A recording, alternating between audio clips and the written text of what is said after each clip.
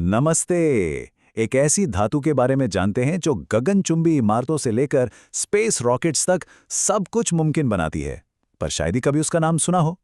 चलिए, आज हम इसी गुमनाम सुपर मेटल नायोबियम के रहस्यों को जानते हैं। जरा एक पल के लिए सोचिए, आसमान को छूती इमारतें, हमारी जान बचाने वाले एमआरआई स्कैनर्स और अंतरिक्ष की ओर बढ़ते रॉकेट्स, इन सब में एक चीज कॉमन क्या है? ये सभी चीजें भले ही अलग अलग दुनिया की लगें, लेकिन इन सब के दिल में एक ही सीक्रेट छुपा हुआ है, और वो हीरो है नायोबियम। पीरियोडिक टेबल में इसका एटॉमिक नंबर 41 है। ये नरम ग्रे रंग का मेटल देखने में तो काफी साधारण सा लगता है, लेकिन असल में हमारी सबसे एडवांस टेक्नोलॉजी के पीछे की असली ताकत यही है। अब देखिए, हर सुपर हीरो की एक ओरिजिन स्टोरी होती है, और नायोबियम की कहानी तो थोड़ी घुमावदार है। असल में ये दो नामों की कहानी है। तो हुआ यूं कि इसका नाम ग्रीक माइथोलॉजी की एक रानी नियोबी के नाम पर रखा गया है, और ये नाम बिल्कुल फिट बैठता है, क्योंकि नायोबियम की केमिस्ट्री टैंटलम नाम के एक दूसरे एलिमेंट से बहुत मिलती जुलती है, और कहानी में टैंटलस ही नियोबी का पिता था। तो जैसे पिता और बेटी, वैसे ही ये दोनों एलिमेंट भी नेचर में अक्सर एक साथ ही मिलते हैं। इसके नाम रखने की कहानी भी किसी ड्रामे से कम नहीं है। देखिए, 1801 में इसे खोज कर नाम दिया गया कोलंबियम। फिर करीब 45 साल बाद 1846 में इसे फिर से खोजा गया, और इस बार नाम रखा गया नायोबियम। अब सोचिए, करीब 100 साल तक यही बहस चलती रही। आखिर में 1950 में जाकर नायोबियम नाम पर सब राजी हुए। तो चलिए, नाम की इस पहेली से आगे बढ़ते हैं और देखते हैं कि नायोबियम असल में करता क्या है, और इसकी सबसे बड़ी खासियत स्टील की दुनिया में है। जरा इस नंबर पे गौर कीजिए, सिर्फ 0.1%। सुनने में कितना मामूली लगता है ना? लेकिन नायोबियम की दुनिया में ये छोटी सी मात्रा ही कमाल कर देती है। बस इतनी सी मात्रा स्टील में मिलाने से उसकी ताकत 30% तक बढ़ जाती है। जी हां, 30%। ये एक छोटा सा बदलाव है जिसके नतीजे बहुत बड़े होते हैं। इसे ऐसे समझिए, एक तरफ है हमारा आम स्टील, जो मजबूत तो है पर भारी भी है, और दूसरी तरफ है नायोबियम वाला HSLA, यानी हाई स्ट्रेंथ लो अलॉय स्टील। ये वाला स्टील ना सिर्फ ज्यादा मजबूत है, बल्कि हल्का और टिकाऊ भी है। इसका सीधा मतलब है कम मटेरियल में ज्यादा मजबूती और बेहतर डिजाइन। और ये चार्ट साफ साफ दिखाता है कि ये कितना जरूरी है। देखिए, दुनिया का लगभग 92% नायोबियम सीधे स्टील बनाने में ही इस्तेमाल हो जाता है।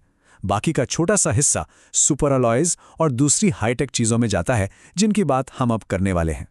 तो स्टील की दुनिया से निकलकर अब नायोबियम के कुछ और कमाल के कारनामों को देखते हैं, जहां यह अपनी असली सुपर पावर्स दिखाता है। नायोबियम की एक गजब की खूबी है सुपर कंडक्टिविटी। अब ये क्या है? सोचिए, एक पाइप में पानी बिना किसी रुकावट के, बिना एक बूंद बर्बाद हुए बह रहा है। सुपर कंडक्टिविटी भी ठीक ऐसा ही है, बस बिजली के साथ। जब नायोबियम को बहुत ही ज्यादा ठंडा किया जाता है, तो इसमें से बिजली बिना किसी भी तरह के लॉस के जीरो रेजिस्टेंस के साथ गुजर सकती है। और यही टेक्नोलॉजी एमआरआई मशीनों का दिल है। वो जो विशाल सुपर कंडक्टिंग मैग्नेट होते हैं ना, वो नायोबियम टाइटेनियम एलॉय से ही बनते हैं। ये इतने शक्तिशाली मैग्नेटिक फील्ड्स बनाते हैं कि डॉक्टर्स हमारे शरीर के अंदर आसानी से देख पाते हैं। सिर्फ ठंडा ही नहीं, नायोबियम जबरदस्त गर्मी भी झेल सकता है। इसका मेल्टिंग पॉइंट है 2468 डिग्री सेल्सियस। इसी वजह से ये जेट इंजन और रॉकेट नोजल जैसी जगहों के लिए परफेक्ट है, जहां का तापमान इतना ज्यादा होता है कि ज्यादातर मेटल भाप बन जाएं। और कहानी यहीं खत्म नहीं होती। नायोबियम पार्टिकल एक्सेलरेटर में, हमारे शरीर के अंदर लगने वाले डेंटल इम्प्लांट्स में और डिफेंस सेक्टर के लिए जरूरी पार्ट्स बनाने में भी इस्तेमाल होता है। वाकई में एक वर्सेटाइल एलिमेंट है। लेकिन नायोबियम की इस पूरी शानदार कहानी में एक बहुत बड़ी चुनौती भी है, और वो है इसकी सप्लाई। अब इस चार्ट को देखिए, ये जो तस्वीर दिखाता है वो थोड़ी चौंकाने वाली है। दुनिया का 90% से भी ज्यादा नायोबियम सिर्फ एक देश से आता है, ब्राजील।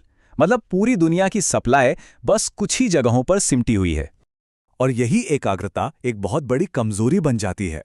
सोचिए, अगर ब्राजील या कनाडा में प्रोडक्शन में जरा सी भी गड़बड़ हुई, तो इसका असर पूरी दुनिया पर पड़ेगा। इसीलिए कई सरकारें इसे क्रिटिकल मटेरियल मानती हैं, मतलब एक ऐसा रिसोर्स जो बेहद जरूरी है और जिसकी सप्लाई पर खतरा है। तो चलिए अब थोड़ा भविष्य में झांकते हैं और देखते हैं कि ये गुमनाम हीरो आने वाले कल की टेक्नोलॉजी को कैसे बदलने वाला है। नायोबियम का भविष्य तो और भी कमाल का है। हम बात कर रहे हैं ऐसी बैटरियों की जो शायद सिर्फ 10 मिनट में 80% चार्ज हो जाएं। हम बात कर रहे हैं ऐसी पाइपलाइनों की जो हाइड्रोजन जैसी क्लीन एनर्जी को सुरक्षित तरीके से ट्रांसपोर्ट कर सकें, और क्वांटम कंप्यूटिंग जैसी फ्यूचर की टेक्नोलॉजी की तो ये बुनियाद है।